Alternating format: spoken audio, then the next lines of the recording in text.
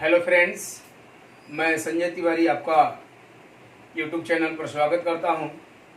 आज का टॉपिक होगा राष्ट्रीय आंदोलन पार्ट 1, राष्ट्रीय आंदोलन, और उसी में पार्ट 1, पार्ट 2, पार्ट 3, पार्ट 4 जितने पार्ट बन जाएं। 20 क्वेश्चन रहते हैं, वैकल्पिक प्रश्न व्हाट्सएप के माध्यम से या फिर फेसबुक के माध्यम से मैं पहले ही आपको प्रश्नों को भेज देता हूं ताकि आप प्रश्नों को हल कर लें। उसे आप अपने स्तर से किताबों से, चाहे एनसीईआरटी की किताब हो या फिर लुसेंट की किताब हो, जो भी किताबें आप रखते हो, जो भी किताब आपके पास हो, आप उनसे आप पढ़ें। इसके बाद अगर आप वीडियो देखते हैं और वीडियो लास्ट तक देखिएगा, प्रत्येक पूरे प्रश्न को देखिएगा, और ये हमको लगता है कि आपके लिए काफ़ी यूजफुल होगा। जिस भी प्रतियोगी परीक्षाओं में जाएंगे आपको निश्चित रूप से इससे लाभ मिलेगा। ठीक है, बात है कि राष्ट्रवाद क्या है। ठीक है, या राष्ट्रीय आंदोलन और राष्ट्रवाद। तो राष्ट्रवाद क्या है, राष्ट्रवाद क्या है, इसकी अगर हम परिभाषा जान लें तो हमारे लिए राष्ट्रीय आंदोलन को समझने में ज़्यादा आसानी होगी। तो राष्ट्रवाद के बारे में कह रहा है कि राजनीति के प्रति चेतना जो है राष्ट्र को समर्पित कर करके हो। अगर राष्ट्र को समर्पित कर करके हम में राजनीतिक चेतना आ जाए, या राष्ट्र को ध्यान में रख करके हमको राजनीतिक चेतना आ जाए, वह राष्ट्रवाद है। और आपको बता दें कि यह राष्ट्रवाद जो है फ्रांस की क्रांति का शब्द है। फ्रांस की क्रांति, और ये जो फ्रांस की क्रांति हुई है 1789 ईस्वी में। ठीक है, समानता, स्वतंत्रता, बंधुत्व और राष्ट्रवाद, ये चार जो तत्व थे या चार जो शब्द हैं वो आए थे कब? तो फ्रांस की राष्ट्र क्रांति से। और राष्ट्रवाद कहता है कि राजनीतिक जागरूकता या राजनैतिक जागरूकता राष्ट्र के प्रति हो, अपने प्रति नहीं हो कि हमारा जो है काम निकल जाए, हमारा घर भर जाए, हम गाड़ी वाले हो जाए, ऐसा नहीं हो। राष्ट्र के प्रति राजनीतिक जागरूकता। और देखेंगे कि हमारे जो भी राष्ट्रवादी लोग हैं, चाहे वो तिलक हों, गांधी हों, सुरेंद्रनाथ बनर्जी हों, या जितने भी लोगों को आप देखेंगे, दादा भाई नौरोजी, उस अपना सर्वस्व न्यौछावर कर देते हैं। कहाँ पर? तो अपने राष्ट्र पर। और वैसे ही आंदोलन से जुड़े तत्वों को राष्ट्रीय आंदोलन कहें, और राजनीतिक जागरूकता देश के प्रति हो, यह राष्ट्रवाद है। ठीक है, अब क्वेश्चन के माध्यम से एक एक प्रश्न को देखेंगे। 1 मिनट, और आप देखेंगे कि राष्ट्रीय आंदोलन के चरणों को देख लिया जाए। राष्ट्रीय आंदोलन को अगर हम चरणों को देखें तो इसे 3 चरणों में विभाजित किया जा सकता है। पहला चरण जो है, पहला चरण, सेकेंड फेज और थर्ड फेज। ठीक है, 1885 ईस्वी से 1905 ईस्वी तक उदारवादियों का युग है। ठीक है, और 1905 से लेकर के 1919 ईस्वी तक उग्रवादी युग, उग्रवादी क्रांतिकारी भी आएंगे इसमें। ठीक है, और तीसरा जो युग होगा 1919 से लेकर के 1947 ईस्वी तक, इसे गांधी युग के नाम से जानते हैं। ठीक है, और इनका आपको बता दें, इनका अपना अलग अलग तरीका है। या प्रेयर पिटीशन के माध्यम से अपने काम को कराते हैं, प्रार्थना पत्र, मेमोरी, ये स्मरण पत्र, प्रतिवेदन आदि दे करके। उग्रवादी का कथन है कि यह देश हमारा है, राष्ट्र हमारा है, तो हमारे अधिकार भी होना चाहिए। जैसा कि बाल गंगाधर तिलक के शब्दों में कि स्वराज मेरा जन्मसिद्ध अधिकार है और मैं इसे लेकर के रहूंगा, यह उग्रवादियों की बात है। ठीक है, अगर गांधी युग की बात करें तो सत्य और अहिंसा 2 तत्व हैं, और उन्होंने 2 सत्य और अहिंसा के माध्यम से, सत्याग्रहों के माध्यम से जन जागरूकता ला करके आंदोलन करने का प्रयास किया। और थर्ड फेज है 1919 से 1947। ठीक है, पहला प्रश्न देखेंगे। क्वेश्चन नंबर 1 है, या प्रश्न संख्या 1 है हिंदी में। आधुनिक भारत में राजनीतिक आंदोलनों का शुभारंभ करने का श्रेय किसे जाता है? ऑप्शन है ए राजा राम मोहन राय, बी स्वामी विवेकानंद, सी भारतेंदु हरिश्चंद्र और डी दयानंद सरस्वती। आंसर होगा ए राजा राम मोहन राय। राजा राम मोहन राय को राजनीतिक आंदोलनों का पिता भी कहते हैं, नव प्रभात का तारा भी कहते हैं, ठीक है, सामाजिक सुधार आंदोलनों का पिता भी कहते हैं। तो ये सारे जो पद हैं किनको दिया गया है? तो राजा राम मोहन राय को। आप देखेंगे कि राजा राम मोहन राय ने 1914 ईस्वी में आत्मीय सभा, 1928 ईस्वी में ब्रह्म सभा और 1900 नहीं 18 में चलेंगे, 1814 में, 1828 में और 1836 में। तो आप जानते हैं कि 1814 में आत्मीय सभा, 1828 ईस्वी में ब्रह्म सभा और 1836 में बंग प्रकाशक सभा, बंग भाषा प्रकाशक सभा की स्थापना की। कौन? राजा राम मोहन राय। राजा राम मोहन राय के बारे में 1814 में आत्मीय सभा, 1828 में ब्रह्म समाज या ब्रह्म सभा, आगे चलकर उसी को ब्रह्म समाज कहा गया, और 1836 में बंग भाषा प्रकाश सभा, बंग भाषा प्रकाशक सभा, जो कि एक राजनीतिक संस्था थी। ठीक है। और इन राजनीतिक संस्था, और आप जानते हैं कि इन्होंने मिरातुल अखबार और प्लस संवाद कौमुदी जैसे समाचार पत्रों के माध्यम से इन्होंने अंग्रेजों से मांग की कि यहाँ पर भारतीयों को कुछ छूटें दी जाएं। ठीक है। और इस नाते आधुनिक भारत का राजनीतिक आंदोलन का पिता या शुभारंभ करने का श्रेय किसे जाता है? तो राजा राम मोहन राय। स्वामी विवेकानंद, आप जानते हैं स्वामी विवेकानंद जो गरीबों की पैरोकारी करते हैं, समाज में समानता की बात करते हैं, और इनको आपको बता दें कि सुभाष चंद्र बोस ने आधुनिक राष्ट्रीय आंदोलन का आध्यात्मिक पिता कहा। किसने? तो सुभाष चंद्र बोस जो हैं, किसको? तो स्वामी विवेकानंद को आधुनिक राष्ट्रीय आंदोलन का आध्यात्मिक पिता कहा। किसने? तो सुभाष चंद्र बोस ने। ठीक है। भारतेंदु हरिश्चंद्र जो जानते हैं आपकी कवि हैं, इन्होंने कवि वचन सुधा, हरिश्चंद्र मैगजीन जैसे ऊंच कोटि के हिंदी के कविताएं लिखी। कविता में ये हिंदी में अपने मैगजीन को प्रकाशित किया, और उन्होंने कहा कि एक नारा दिया, हिंदुस्तान, नारा दिया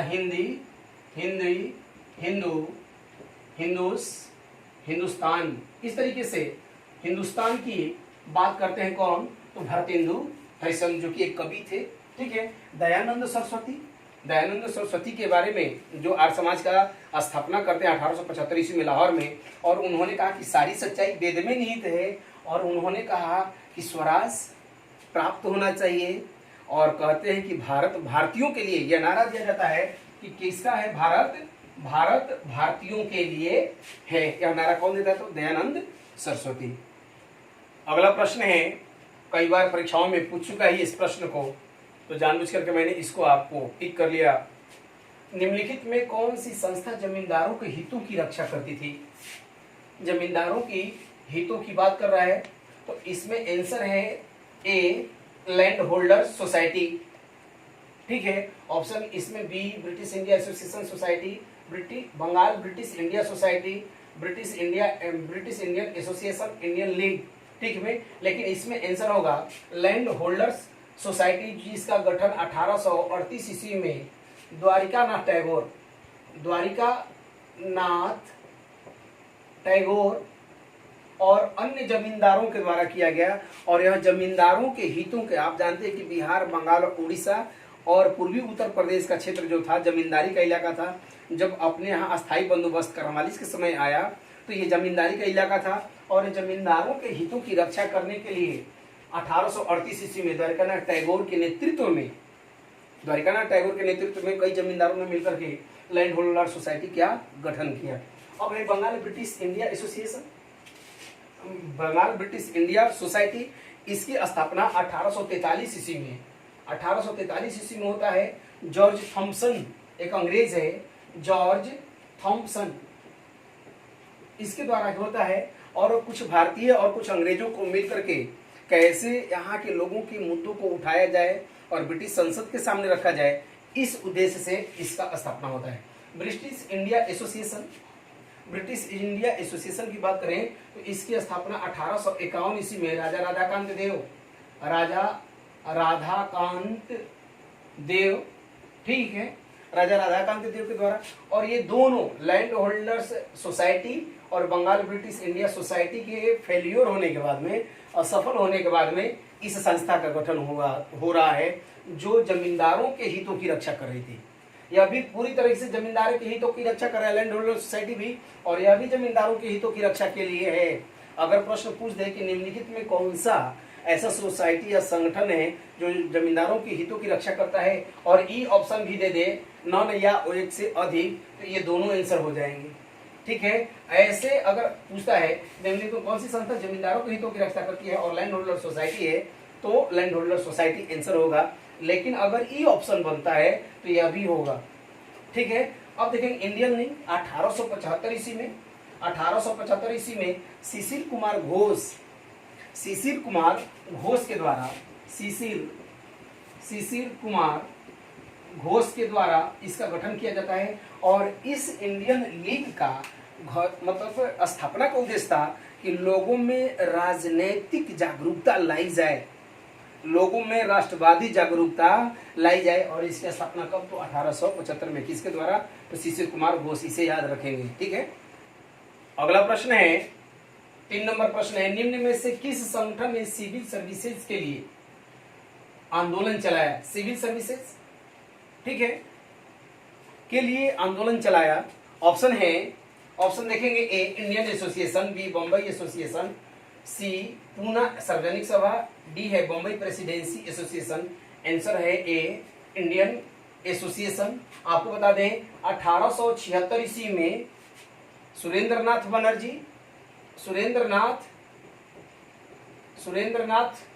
बनर्जी और आनंद मोहन घोष के द्वारा कलकत्ता में इसका गठन किया जाता है, इंडियन एसोसिएशन का। और इंडियन एसोसिएशन ने पहली बार भारतीय स्तर पर आंदोलन करने का प्रयास किया, किसके खिलाफ, तो सिविल सर्विसेज का। कारण था इसका कि सुरेंद्रनाथ बनर्जी 1869 ईस्वी में आईसीएस की परीक्षा पास किए थे, 4 भारतीय पास किए थे, उनमें से एक थे सुरेंद्रनाथ बनर्जी और पास किए थे। लेकिन 5 साल बाद 1874 ईस्वी में इनको बर्खास्त कर दिया गया। असम कैडर मिला हुआ था, बर्खास्त कर दिया गया इनको। किन्हीं कारणों से, घुड़सवारी को लेकर की बात होती है कि घुड़सवारी के कारण इनको बर्खास्त कर दिया गया। और उसी के कारण, उसी से दुखित होकर के सुरेंद्रनाथ बनर्जी ने अखिल भारतीय स्तर पर इंडियन एसोसिएशन के माध्यम से सिविल सर्विसेज के पक्ष में आंदोलन चलाया। ठीक है, अब देखेंगे बम्बई एसोसिएशन। तो बम्बई एसोसिएशन की अगर बात करें तो दादा भाई नौरोजी ने 1852 ईस्वी में दादा भाई नौरोजी ने बम्बई एसोसिएशन का स्थापना किया।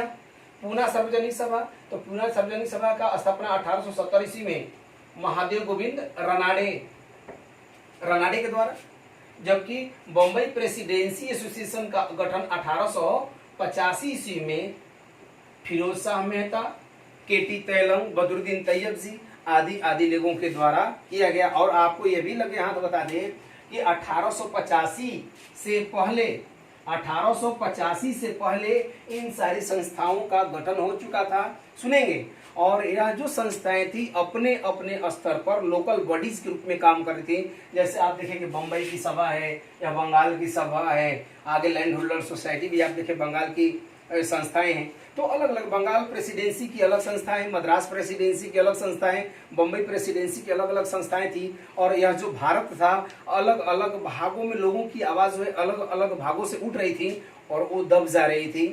कब तक? 1885 से पहले तक। 1885 में 28 दिसंबर 1885 में भारतीय राष्ट्रीय कांग्रेस का गठन होता है। एक भारतीयों को राष्ट्रीय स्तर का एक प्लेटफॉर्म मिलता है और फिर वहीं से राष्ट्रीय आंदोलन की शुरुआत होती है।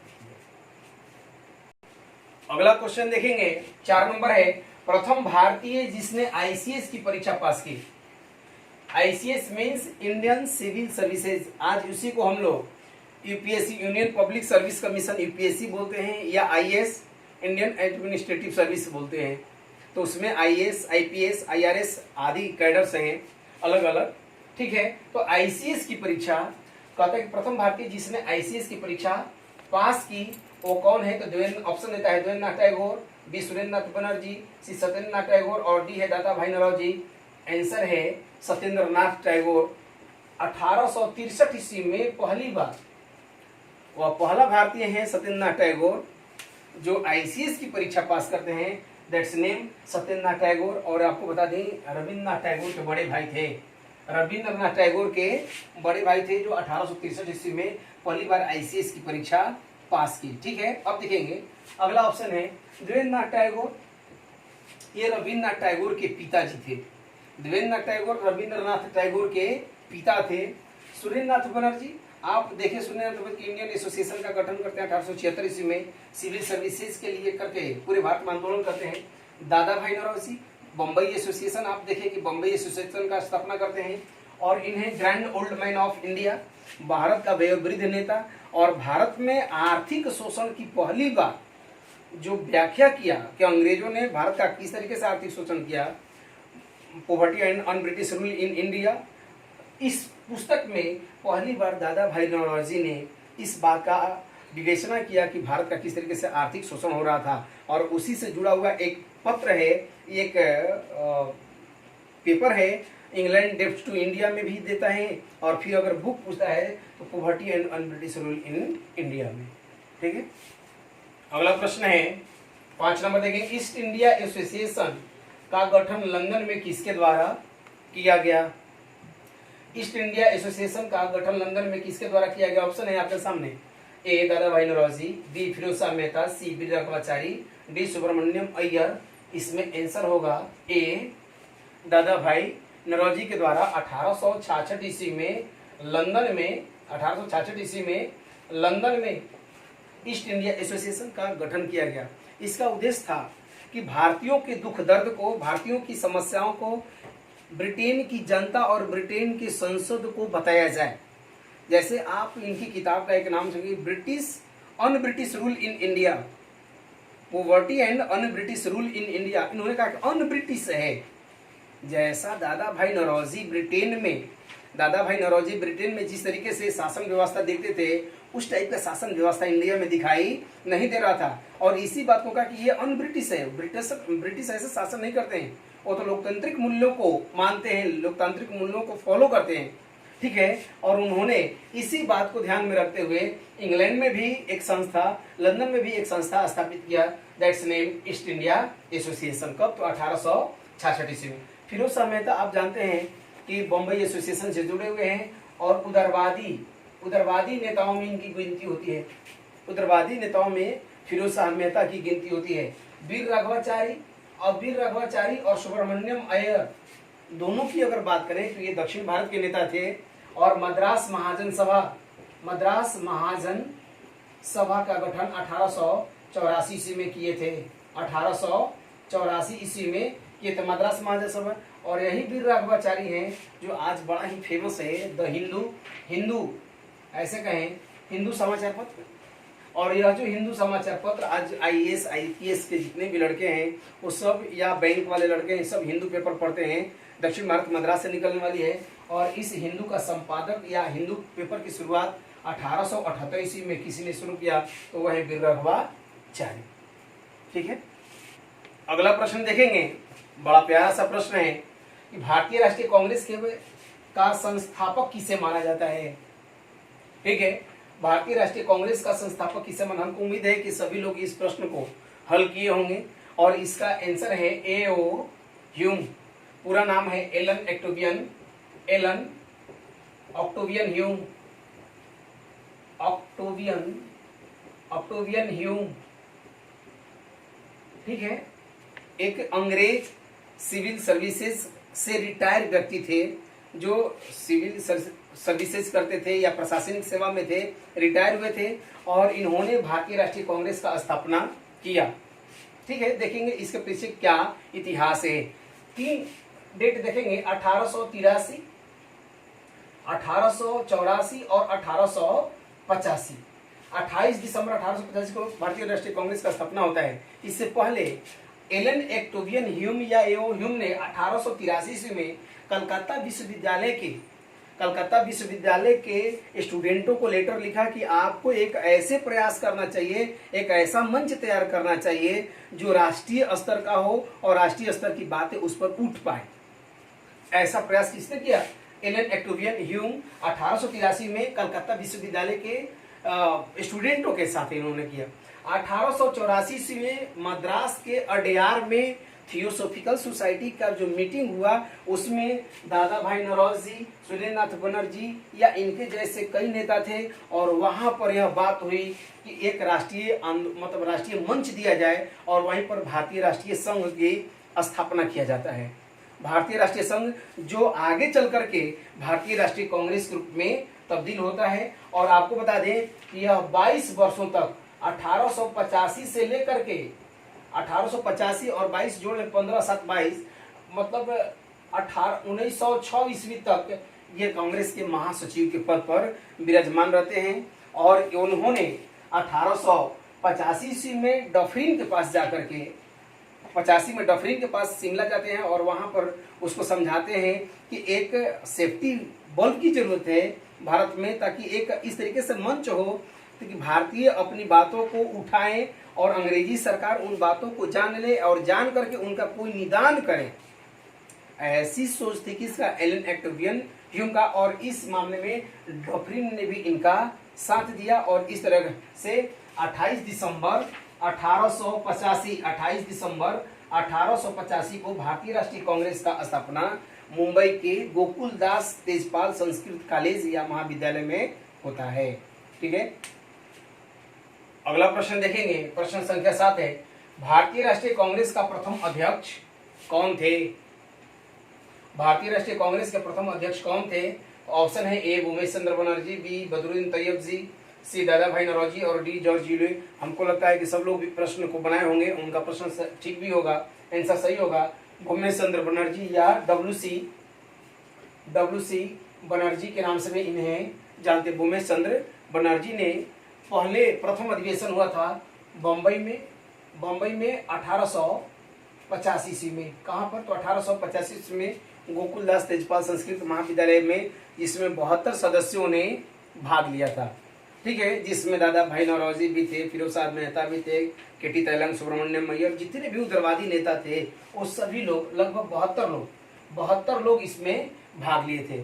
अब है दूसरा बदरुद्दीन तैयब जी, इनको अभी छोड़ दें। सी है दादा भाई नौरोजी। 1886 में भारतीय राष्ट्रीय कांग्रेस का प्रत्येक वर्ष दिसंबर में इसका भारतीय राष्ट्रीय कांग्रेस की मीटिंग होती थी या आयोजन किया जाता था। तो दिसंबर 1886 में जो दूसरा मीटिंग हुआ कलकत्ता में होता है और उसका नेतृत्व करते हैं कौन? दादा भाई नौरोजी, जो भारत के सबसे बुजुर्ग या वयोवृद्ध या grand old man of India के नाम से जाने जाते हैं।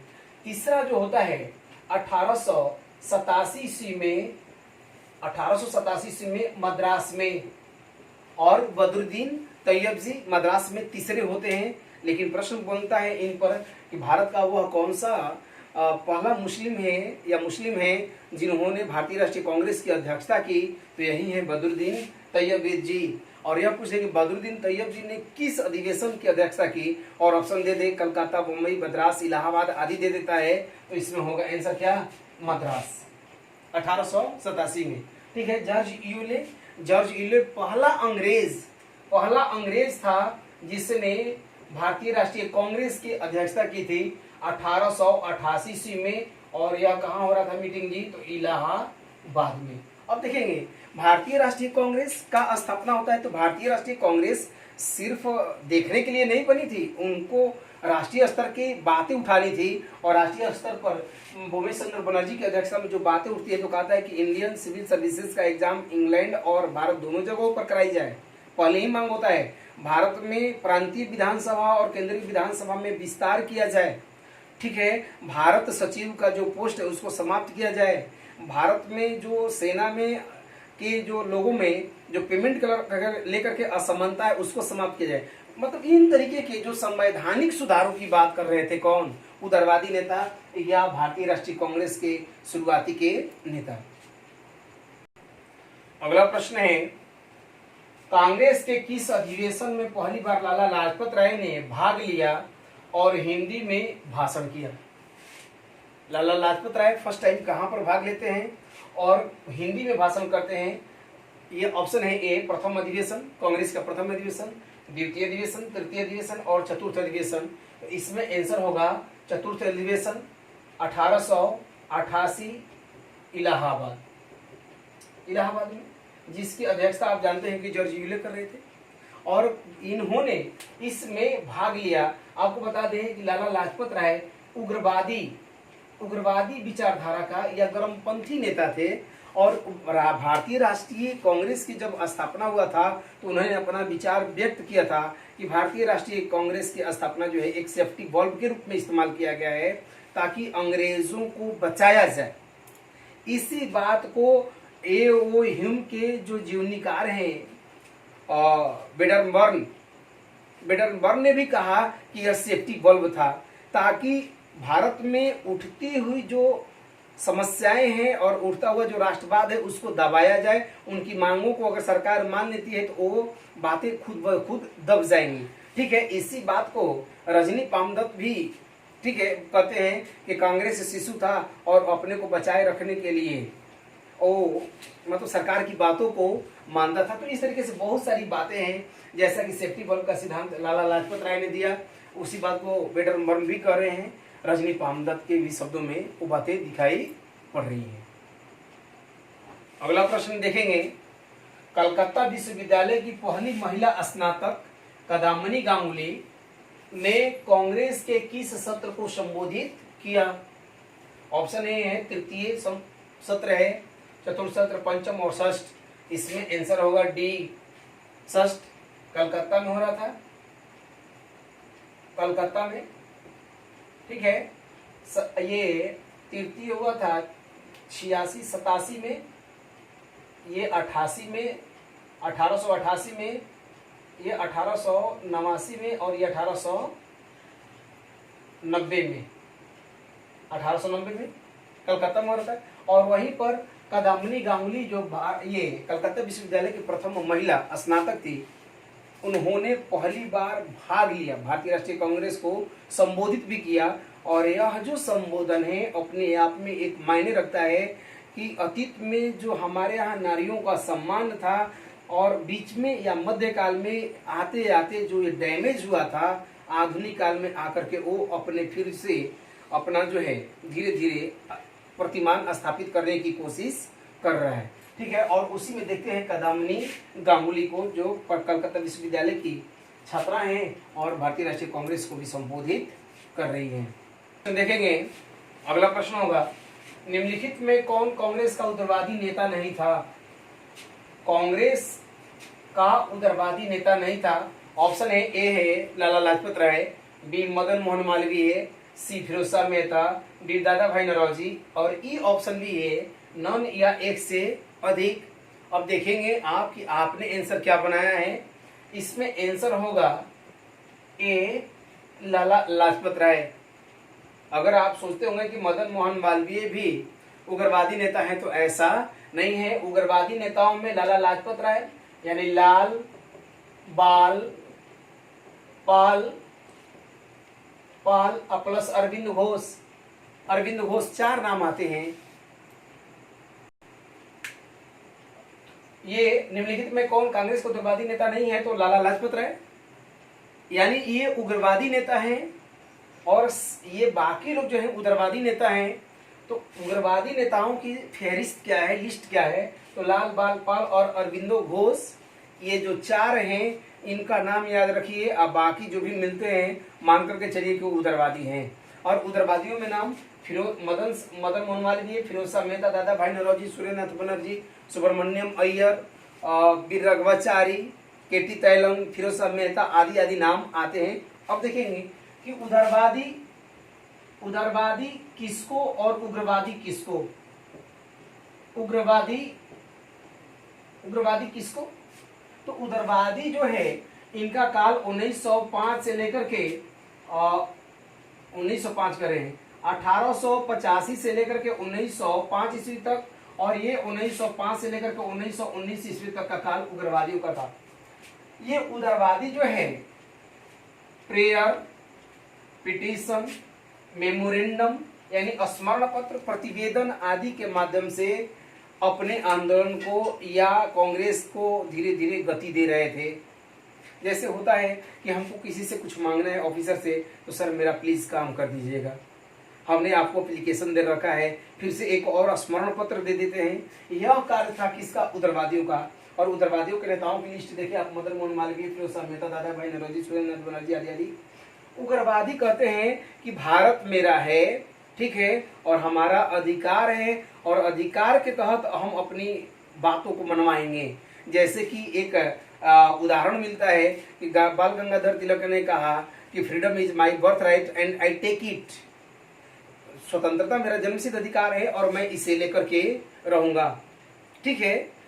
इस तरीके से जो कथन थे उग्रवादियों के, यानी ये मतलब एग्रेसिव बात कर रहे थे, आक्रामक बात कर रहे थे। तो ये अंतर है उदारवादी और उग्रवादी, और दोनों के अलग अलग युग भी हैं, ठीक है। हेलो फ्रेंड्स, यह जो हम लोग राष्ट्रीय आंदोलन पार्ट 1 देख रहे हैं, इसमें 10 प्रश्न तक का एक वीडियो बना करके हम आपको भेज रहे हैं। एक रहमा जो है 11 से लेकर के 20 तक जो प्रश्न होंगे अगले वीडियो में हम आपको प्रेषित करेंगे, ठीक है। अब तक के लिए आपको धन्यवाद।